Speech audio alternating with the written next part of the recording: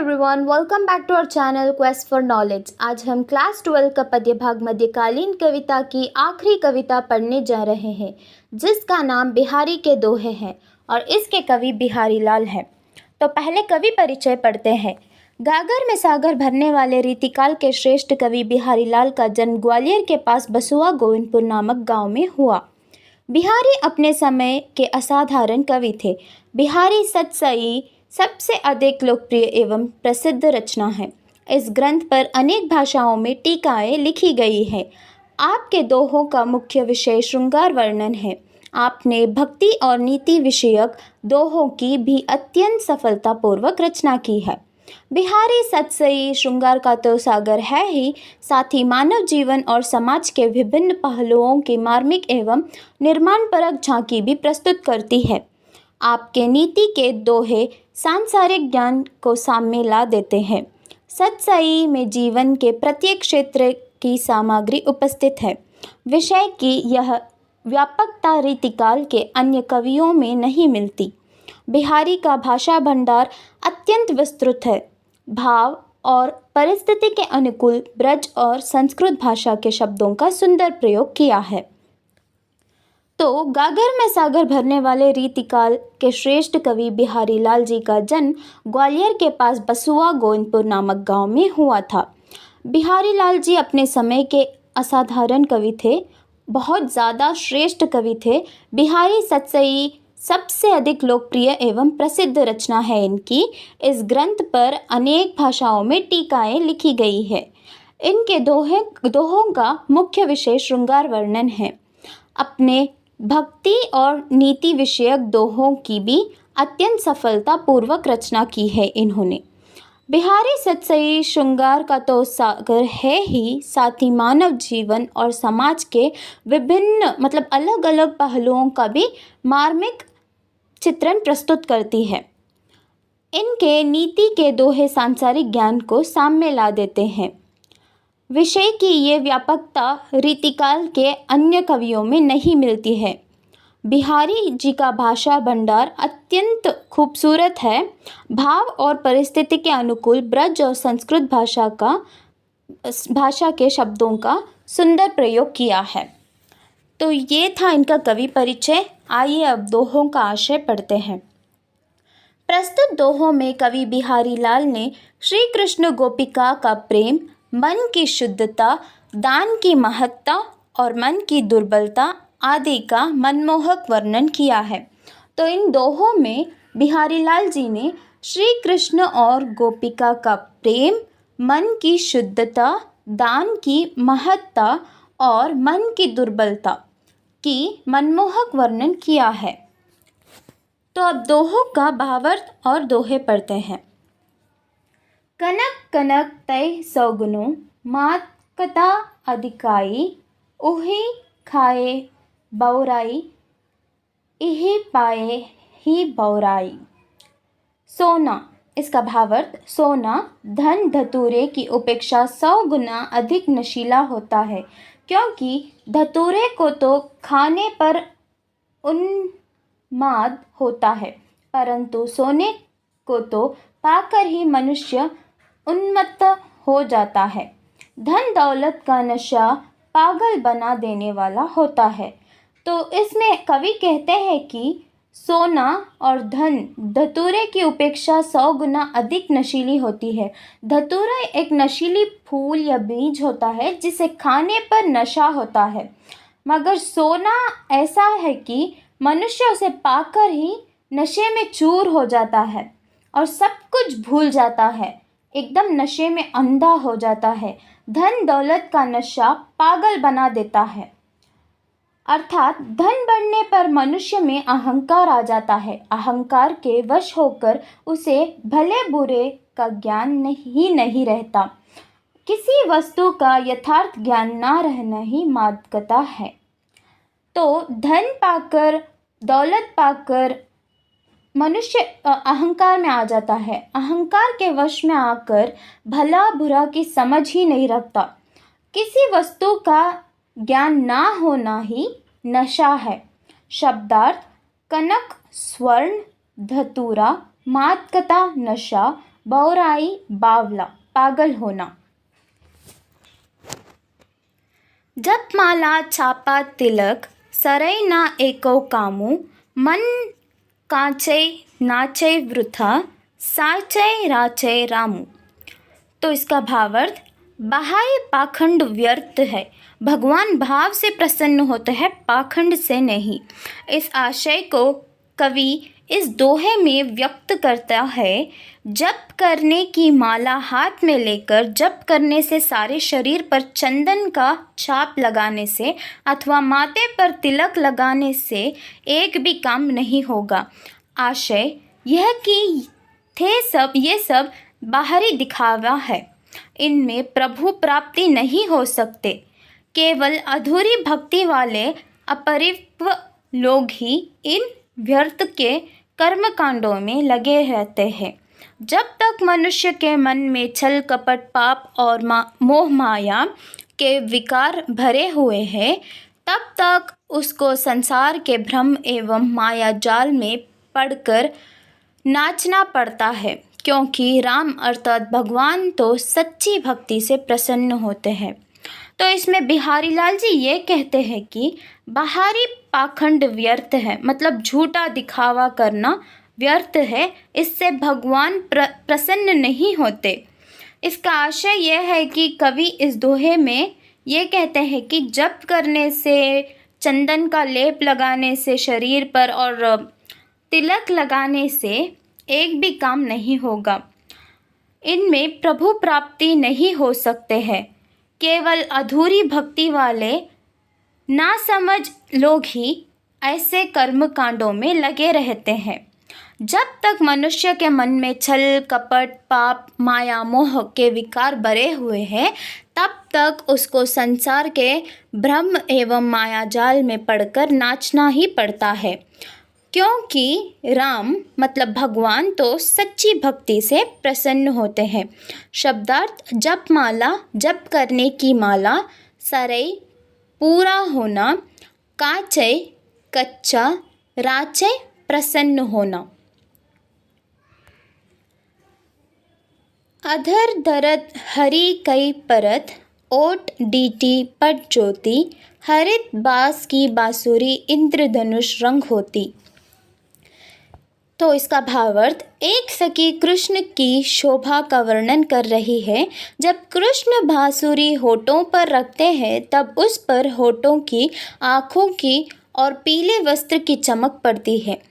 इसके कारण वह हरे बांस की बांसुरी इंद्रधनुष की तरह रंग बिरंगी हो उठती है। होठों का रंग लाल है, आँखों का रंग सफ़ेद और काला है, वस्त्र का रंग पीला है। इन सब के प्रभाव से हरे रंग वाली बांसुरी का रंग बिरंगा हो जाना स्वाभाविक है। श्री कृष्ण के समीप्य से सामान्य बांसुरी का इंद्रधनुष सा रंग हो जाना कहकर वह व्यंजित करती है कि यदि आप उनके समीप चलेंगे तो आपकी शोभा भी रंगीली हो जाएगी। तो इसमें कवि कहते हैं कि उनकी एक सखी कृष्ण की शोभा का वर्णन कर रही है। जब कृष्ण बांसुरी अपने होठों पर रखते हैं, तब होठों की, आँखों की और उनके पीले वस्त्र की चमक पड़ती है। इसके कारण वह हरे बांसुरी इंद्रधनुष के जैसे रंग बिरंगी हो उठती है। उनके होठों का रंग लाल है, आँखों का रंग सफ़ेद और काला है, वस्त्र का रंग पीला है। इन सब के प्रभाव से होकर रंग वाली बांसुरी रंग बिरंगी हो जाती है और इंद्रधनुष के जैसे चमकती है। तो इसमें कवि ये वर्णन करना चाह रहे हैं, अगर आप कृष्ण के समीप जाने लगेंगे तो आपकी शोभा भी रंगीली हो जाएगी। शब्दार्थ, अधर होठ, डीटी दृष्टि, पट वस्त्र, ज्योति चमक। अति अगाधु अति ओथरव, नदी कूप सरुबाई, सो ताको सागरु जहाँ जाकी प्यास बुझाई। भावार्थ, कवि कहता है, वैसे तो इस जगत में गहरे और सभी प्रकार के कुएं, सरोवर, नदियाँ और बावड़ियाँ हैं, परंतु जिसकी प्यास जहाँ बुझ जाए उसके लिए तो वही सागर है।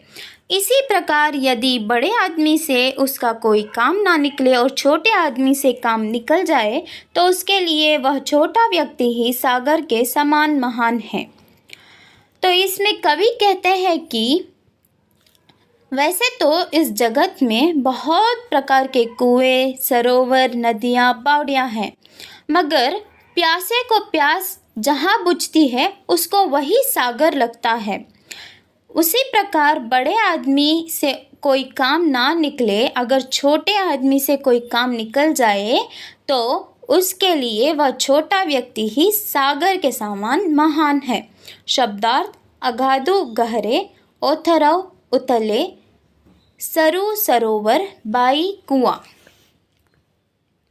या अनुरागी चित्त की गति समझाई, नहीं कोई ज्यों ज्यों बूढ़े श्याम रंग, त्यों त्यों उज्जलु होई। तो भावार्थ: यहाँ किसी भक्त का कथन है, वह कृष्ण के प्रेम में डूबे मन की दशा का वर्णन कर रहा है। इस अनुरागी मन की विलक्षण अवस्था को कोई नहीं समझ सकता। ज्यों ज्यों यह शाम के रंग में डूबते हैं त्यों त्यों उज्जवल होता है। यहाँ विलक्षणता यह है कि काले रंग में डूबने से वस्तु काली नहीं होनी चाहिए, परंतु मन श्याम के रंग में डूबकर श्वेत हो रहा है। यहाँ विरोध का आभास मात्र है, परंतु यथार्थ में विरोध नहीं है।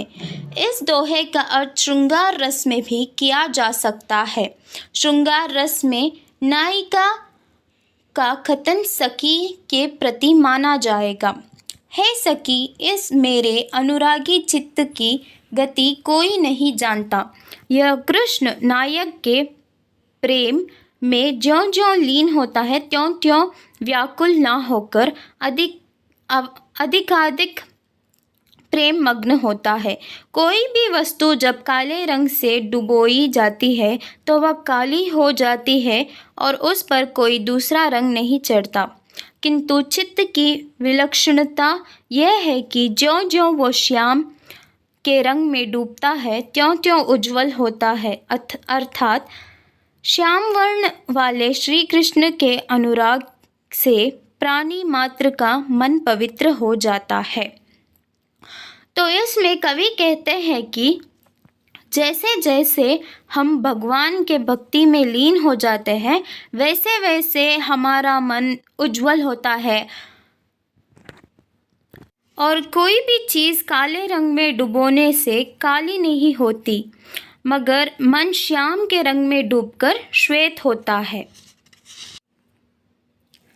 बढ़त बढ़त संपत्ति सलीलू, मन सरोजू बढ़ी जाई, घटत घटत फिरी ना घटे, बरु समूल कुम्हिलाई। तो इसका भावार्थ कवि ये कहते हैं कि संपत्ति रूपी जल के बढ़ने के साथ साथ मन रूपी कमल की बेल बढ़ जाती है, परंतु जब संपत्ति रूपी जल घटना आरंभ होता है तब वह कमल की नाल छोटी नहीं होती, चाहे जड़ से ही सूख क्यों ना जाए। वर्षा ऋतु में जब तालाब में पानी बढ़ता है तब कमल की नाल लंबी होती है और पानी के ऊपर ऊपर तैरती रहती है, जिससे फूल पानी के ऊपर रहता है, परंतु जब तालाब का पानी घटता है तब नाल छोटी नहीं होती। इसी प्रकार जब संपत्ति बढ़ती है तब मनुष्य की इच्छाएं और आवश्यकताएं बढ़ जाती है, परंतु जब संपत्ति कम हो जाती है तब इच्छाएं कम नहीं होती, चाहे मनुष्य बिल्कुल नष्ट ही क्यों ना हो जाए। तो कवि एक प्यारा सा उदाहरण दे रहे हैं कि कमल की बेल बढ़ जाती है परंतु संपत्ति रूपी जल घटना आरंभ होता है, तब वह कमल की नाल छोटी नहीं होती। कमल की नाल मतलब कमल का डंठ जो है वो कमल मतलब पानी रहे या ना रहे, कमल का डंठ वैसा का वैसा ही रहता है। जब बारिश में तालाब में पानी बढ़ता है तब कमल की नाल लंबी हो जाती है और पानी के ऊपर ऊपर तैरती रहती है, जिससे फूल पानी के ऊपर रहता है। परंतु जब तालाब का पानी घटता है तब नाल छोटी नहीं होती, वैसी की वैसी रहती है। इसी प्रकार जब संपत्ति बढ़ती है तब मनुष्य की इच्छाएं और आवश्यकताएं भी बढ़ जाती है, और जब संपत्ति कम हो जाती है तब भी इच्छाएं कम नहीं होती, चाहे मनुष्य बिल्कुल क्यों नष्ट ना हो जाए।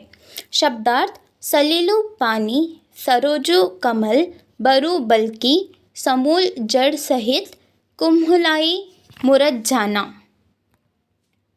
समय समय सुंदर सबई, रूप कुरूप ना कोई, मन की रुचि जेती जिते, तित तेती रुचि होई। भावार्थ: यह समस्त सृष्टि उस प्रभु की रचना है, इसमें ना कुछ सुंदर है और ना असुंदर। अपने अपने अवसर पर सब और समस्त वस्तुएं सुंदर लगती है। मनुष्य के मन की चाहत जिस समय और जितनी होती है, उस समय उस वस्तु में उसको उतनी ही शोभा दिखाई पड़ती है। बिहारी ने यहाँ सौंदर्य का बड़ा ही व्यापक रूप प्रस्तुत किया है। उनके लिए समस्त सृष्टि ही सौंदर्यमयी है। केवल मन की रुचि चाहिए। मन की रुचि के अनुसार ही प्रत्येक वस्तु में सौंदर्य दिखाई पड़ेगा। तो इसमें कवि कहते हैं कि आपकी जब जैसी ज़रूरत हो तब वो चीज़ आपको वैसे ही महत्व दिखाई पड़ती है, वो चीज़ में वैसे ही महत्व दिखाई पड़ती है और वैसे ही वो चीज़ सुंदर दिखता है। अगर आपको वो चीज़ की ज़रूरत ना हो तो वो आपको मायने ही नहीं रखती और वो असुंदर हो जाती है। जब वो चीज़ की आपको ज़रूरत है तब वो सुंदर दिखाई पड़ती है और उसकी महत्ता आपको मालूम रहेगी। शब्दार्थ: समय समय, रुचि पसंद, जेती जितनी। कहे यह श्रुति सुमृतियों, यही सयाने लोग, तीन दबावत निस्कही, पातक राजा रोग। भावार्थ: कवि कहता है सब वेद और स्मृतियों तथा ज्ञानी लोग यही एक बात बताते हैं कि राजा, रोग और पाप ये तीनों दुर्बल को ही दबाते हैं। भाव यह है कि दुर्बलता सबसे बड़ा पाप है। यदि कोई बलवान व्यक्ति पाप भी करता है तो पाप नहीं माना जाता। इसी प्रकार राजा और रोग भी दुर्बल को ही दबाते हैं। शासक को कोई नहीं दबा सकता। तो इसमें कवि ने बहुत ही ऐसी चीज़ बताई है जो आजकल भी आम बात है, पहले भी आम बात थी, अभी भी आम बात है। जो व्यक्ति ताकतवर होता है, जो व्यक्ति बहुत ज़्यादा पैसे वाला होता है, उसका कोई कुछ नहीं बिगाड़ सकता। जो व्यक्ति गरीब है और जो व्यक्ति बहुत निर्बल है, वही गुनहगार ठहराया जाता है। तो दुर्बलता सबसे बड़ा पाप है। शब्दार्थ: श्रुति वेद, स्मृति भी, सयाने लोग ज्ञानी लोग, निस्कही दुर्बल आशक्ता, पातक पाप। तो इस कविता में कवि ने बड़े ही अच्छे तरीके से श्री कृष्ण और गोपिका का प्रेम, मन की शुद्धता, दान की महत्ता और मन की दुर्बलता, ऐसे बहुत सारे चीज़ों का वर्णन किया है। धन्यवाद। Like, share and subscribe.